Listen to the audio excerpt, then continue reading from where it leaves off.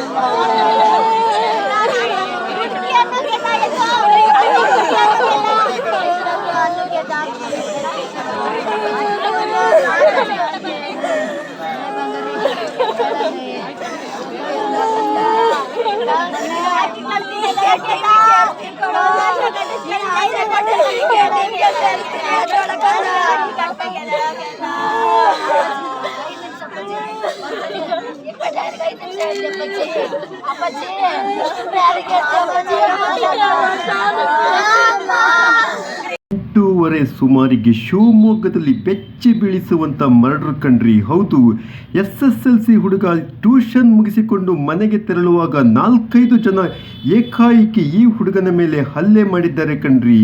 SSLC ಹುಡುಗ ಇಲ್ಲಿ murder ಆಗಿದೆ. ಆ ಯುವಕನ ಸಂಬಂಧಿಕರ ಆಕ್ರಂದನ ಹೃದಯ ವಿದ್ರಾವಕವಾದಂಥ ಘಟನೆಯನ್ನು ನಿಮ್ಮ CN23 ನ್ಯೂಸ್ ಚಾನಲ್ನಲ್ಲಿ ತೋರಿಸ್ತಿದ್ದೇವೆ.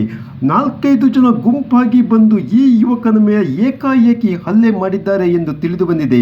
ಇತ್ತ ಶಿವಮೊಗ್ಗದಲ್ಲಿ ಇಂದಿನಿಂದ ಮಾರಿ ಹಬ್ಬ ಶುರುವಾಗಿದೆ ಕಣ್ರಿ. ಅತ್ತ ನಿನ್ನೆ 8:00ವರೆಗೆ ಟ್ಯೂಷನ್ ಮುಗಿಸಿಕೊಂಡು ಬಂದಂಥ ಯುವಕನ ಮೇಲೆ ಅನ್ಯ ಕೋಮಿನ 4-5 ಜನ ಏಕಾಏಕಿ ಹಲ್ಲೆ ಮಾಡಿದ್ದಾರೆ ಎಂದು ಶಂಕಿಸಲಾಗಿದೆ. ಪೊಲೀಸರ ತನಿಖೆಯಿಂದ ಸ್ಪಷ್ಟ ಮಾಹಿತಿ ಆಲ್ರೆಡಿ ನಾವು ಒಂದು ಸ್ಪೆಷಲ್ ಟೀಮ್ನ we have formed special teams and ಯಾರು ಈ ಕೃತ್ಯವನ್ನು ಮಾಡಿದ್ದಾರೆ ಅವರು ಕೂಡ ಅಪ್ರಾಪ್ತರು ಅಂತ ನಮ್ಮ ಗಮನಕ್ಕೆ ಬಂದಿದೆ. ಅವರಲ್ಲಿ ಆಲ್ರೆಡಿ ಇಬ್ಬರನ್ನ ನಾವು ವಶಕ್ಕೆ ತಗೊಂಡಿದ್ದೀವಿ.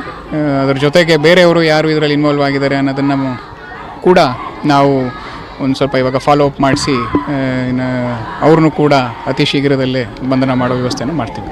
ಈ ನಿಟ್ಟಿನಲ್ಲಿ ಇಲ್ಲಿ ಮೃತ ಬಾಲಕನು ಅಪ್ರಾಪ್ತನೇ. ಈ ಕೃತ್ಯವೆಸಗಿದ 4-5 ಜನ ಅಪ್ರಾಪ್ತರೇ ಎಂದು ಪೊಲೀಸರು ಹೇಳುತ್ತಿದ್ದಾರೆ. ಇದರಲ್ಲಿ ಇಬ್ಬರನ್ನು ಈಗಾಗಲೇ ಸೆಕ್ಯೂರ್ ಮಾಡಲಾಗಿದೆ ಎಂದು ಶಿವಮೊಗ್ಗ ಜಿಲ್ಲಾ SP ನಿಖಿಲ್ B ತಿಳಿಸಿದ್ದಾರೆ.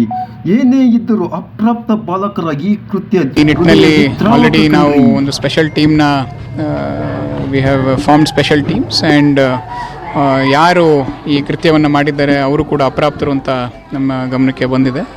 ಅವರಲ್ಲಿ ಆಲ್ರೆಡಿ ಇಬ್ಬರನ್ನ ನಾವು ವಶಕ್ಕೆ ತಗೊಂಡಿದ್ದೀವಿ.